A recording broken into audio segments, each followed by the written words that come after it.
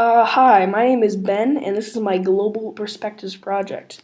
Today, I will be running through a topic that I've been learning in humanities called disparity between two countries.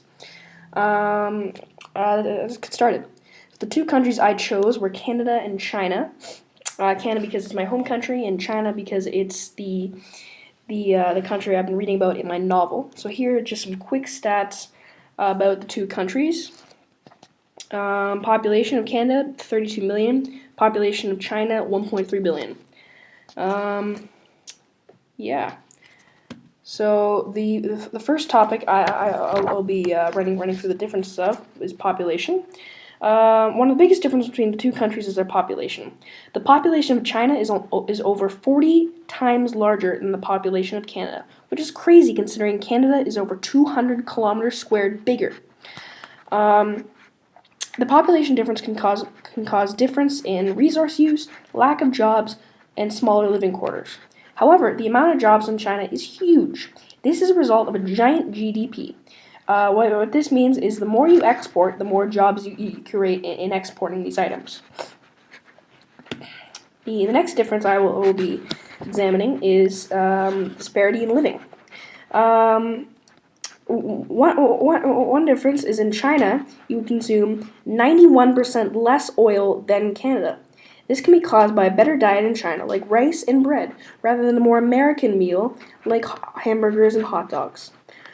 Also, in Canada, you make 83% more money. This could be caused by the smaller population, because the more people you have, the smaller you can pay them. The smaller amount of money. This leads me to my second point. My third point. In China, you use 84% less electricity. In China, you get paid much less than Canada, making you more cautious about how you spend your money. In electricity and other essentials. My final point is that in China you will live 7 years shorter than if you lived in Canada. This could be caused by the amount of exercise one gets in each country. Typically, in China, you were required to focus more on your schoolwork rather than sports, which in Canada we all know and love. So basically, to expand on this disparity in living, I will be comparing my life to a young boy who lives in China. Is a couple years younger than I am, but his name is Fu Zhaomeng. He lives in Beijing, China, and I was just thinking we could go through we can make a run through of how our days are different from each other. So. To begin the day, I wake up at 7:15 rather than he gets up at 6:30. He eats a more healthy breakfast of some rice porridge, a bun, and a dumpling. While I typically have Cheerios and a ham and cheese bagel. So, in addition to him getting up way earlier, school starts way earlier in China. This leads to a longer day and more learning taking place. He's also much more independent than I am because he's been walking to school since he was in third grade, while my mom drives me pretty much every day since I was little. The next thing, I have classes from 8:45 to 11:45, and he has classes from 7:30 to 11:30. At lunch, I usually have pasta, tacos, or chicken stir fry, while he usually has a healthier lunch, like meat and vegetables. After I eat at lunch, I usually go outside to play football or soccer or something like that. He's only in grade 7. So this means that he doesn't have his finals aren't as important, but he still will be using his lunchtime to study next semester when exams start. My final classes go from 12:45 to 3, and his classes go from 1:30 to 4:30. after school, I go home by again my mom driving me, and however, Fu stays after school, um, so his teachers can help him with homework.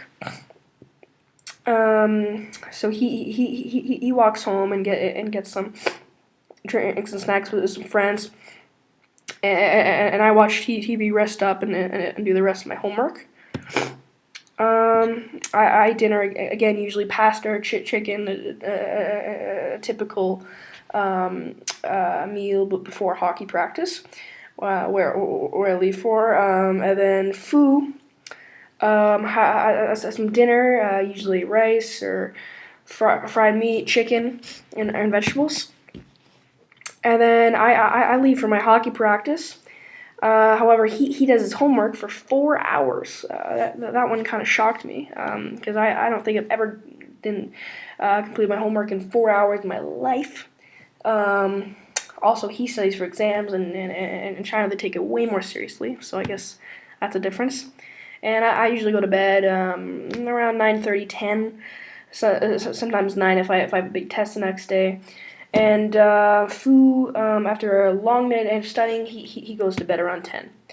So now I'd like to reflect on some of the big differences between the two lives. Uh, what I notice is that my life includes more sports and more fun. Rather, his is more learning and schoolwork. Um, what kind of backs up this idea is that in China you are expected to live 7 years longer than if you live in China. In Canada you are expected to live 7 years longer. I also noticed that Fu is much more independent than I am. As I said earlier, he walks to school since he was third grade. Rather than me, my mom drives me everywhere. Also, I noticed that Fu has much more nutritious meals compared to me. He eats vegetables and chicken, while I eat more carb-based diet like pasta or tacos. I think this reflects the stat I found earlier that China consumes 91% less oil than Canada. Um, yeah, that's a much better diet in China. And that's it. I hope you know more about the disparity between Canada and China. That was my Global Perspectives project. Thanks.